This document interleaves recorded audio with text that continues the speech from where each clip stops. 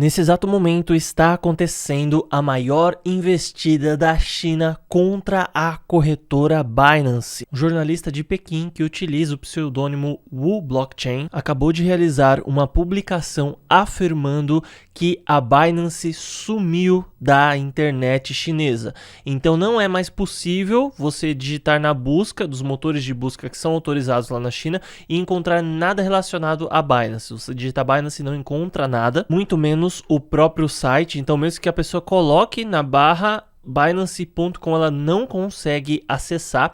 Então a única alternativa nesse momento para quem está na China é utilizar um serviço de VPN, mas o estranho dessa situação é que, embora a China tenha tomado uma série de medidas para combater o avanço das criptomoedas, exchanges como Huobi e OKEx ainda estão disponíveis. A pessoa vai lá no site, consegue fazer o login. O mais engraçado é que a origem da Binance é justamente chinesa. Ela era para ser uma exchange sediada na China, mas por conta das dificuldades impostas pelo governo, eles se mudaram a ponto da gente ver declaração do CZ, que é CEO da empresa, afirmando que a exchange não tem mais um lugar fixo, não tem um escritório, todos os funcionários da empresa trabalham em home office, então a gente não consegue mais encontrar a sede da Binance, o país que a Binance trabalha. Ela é, embora centralizada, tem sua base descentralizada, chamemos assim. E na verdade, a Binance tem causado um descontentamento gigantesco pelo mundo todo.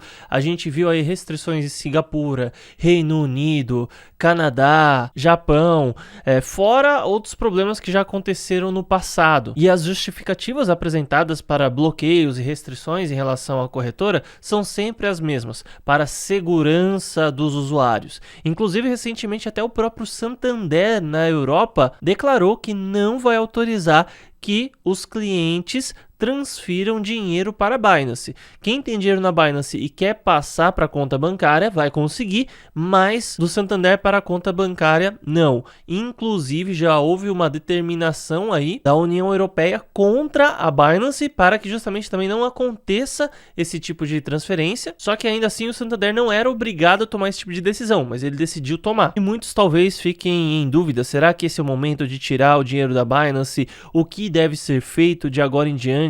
E, gente, isso daí é uma ação bem clara. Você não deixa seu dinheiro em corretora de criptomoedas. Você vai deixar justamente só uma parte do dinheiro que você usa para fazer trade. O lugar de dinheiro, o lugar de criptomoedas é na sua carteira, junto com você. Esquecendo que é Binance, pensa na Binance como qualquer outra corretora de criptomoedas. Uma corretora, de repente, pode querer te roubar, ou alguém da corretora pode roubar o seu dinheiro, a corretora pode ser hackeada por fora, a corretora pode ter algum problema de sistema, a corretora pode sofrer algum ataque severo de algum governo especificamente. Então, todo tipo de coisa pode acontecer em relação ao corretor, e quando você está com o seu dinheiro, também todo tipo de coisa pode acontecer. Só que a probabilidade das coisas darem errado quando o dinheiro está com você é menor, porque efetivamente você não vai roubar você mesmo, você não vai fraudar você mesmo. Então, a Binance é uma das corretoras mais confiáveis do mercado financeiro. Se a Binance quebrar ou se a Binance efetivamente fazer algo de errado, isso vai abalar diretamente o mercado todo de criptomoedas. Não é você que vai ter um problema, não sou eu que vou ter um problema, o mercado todo. Todo mundo que trabalha com criptomoedas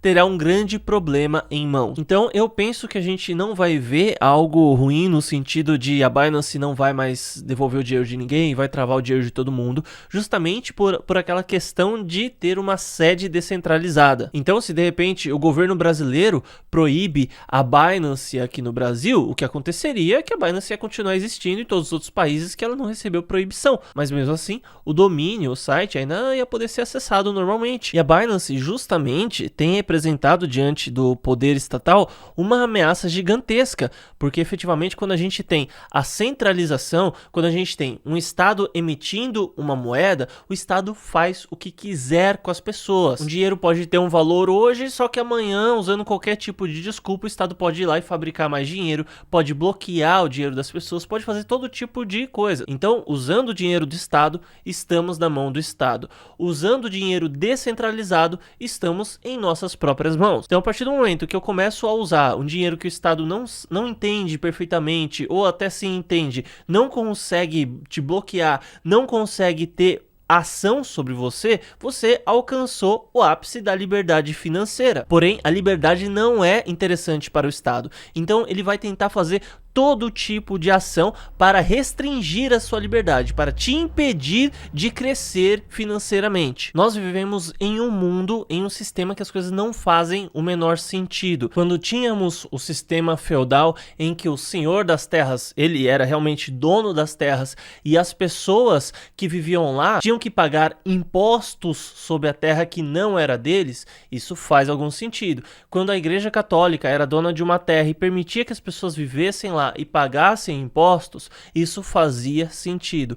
Quando o faraó no Egito era dono de todas as terras, era dono de tudo, e ele permitia que as pessoas vivessem lá, e as pessoas por consequência pagavam imposto a ele, isso fazia sentido. Só que hoje em dia a gente mora em algum lugar, muitas vezes compra aquela terra, compra um espaço para viver e a gente não pode construir da maneira como quiser, porque a gente tem que respeitar as imposições colocadas pelo Estado, a gente não pode perfurar o lugar, a gente não pode fazer escavação no nosso terreno, mesmo que isso não apresente nenhum tipo de risco às redondezas, mesmo que você esteja em um lugar deserto, você não pode fazer um buraco onde você mora, porque o Estado não autoriza. E o pior de tudo, você tem que pagar imposto por um terreno ou por algo que é seu. Em relação a automóveis, do mesmo jeito. Muitas vezes você compra, você parcela um carro, mas enfim, não importa,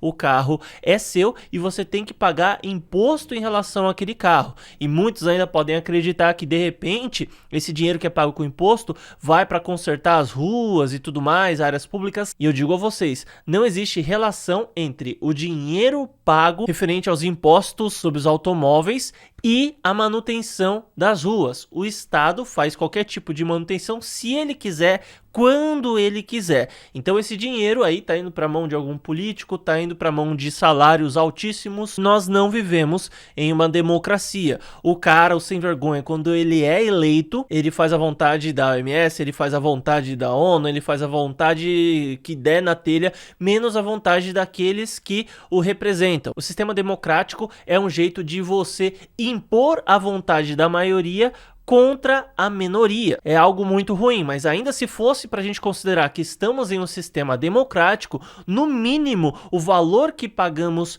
em impostos deveriam ser revertidos necessariamente a o que estamos pagando de imposto. Então, se eu pago imposto, por exemplo, em relação à minha casa, o governo deveria vir e consertar a calçada que está em volta da minha casa e deveria deixar tudo trincando, porque o valor que a gente paga é proporcionalmente capaz de suprir tal espaço. O valor que a gente paga de imposto em relação aos automóveis é capaz plenamente de suprir toda a ação de recapear ou reasfaltar as ruas. Então, nosso sistema atual não só não faz sentido quanto ao que se propõe a fazer, como também não faz sentido num contexto geral. E as criptomoedas, por consequência, a descentralização e ainda as empresas que trabalham nesse ramo vão sempre sofrer e apanhar bastante, e é justamente isso que está acontecendo